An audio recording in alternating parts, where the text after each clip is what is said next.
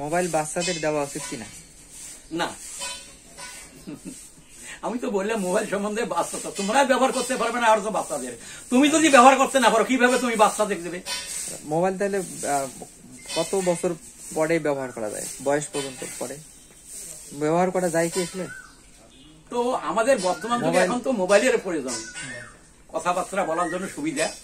এখন যেখানে যাও না কেন একজনকার নাম্বার দিলেন নিয়ে ওনার বাড়ি যাওয়া লাগিল না, এখান থেকে আপনার নিমন্ত্রণ দিলেন উনি চলিয়ে আসলো।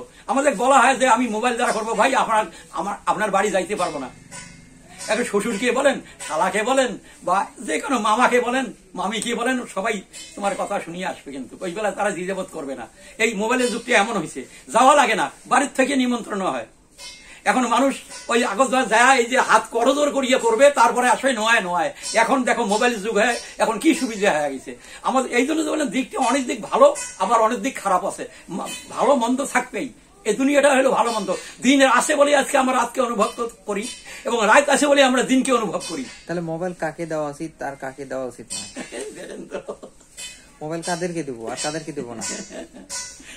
মোবাইল কারা ব্যবহার করবে? যারা ছোট ছোট বাচ্চা এবং যারা পরীক্ষার্থী, যারা লেখাপড়া শিখতেছে, তাদের ব্যবহার করা উচিত নয় আমার পক্ষে, আমার মতে। আর যারা শিশু অথবা পরীক্ষা দেয় না তারা ব্যবহার করবে। যারা যেমন মনে করো যারা পড়ছে না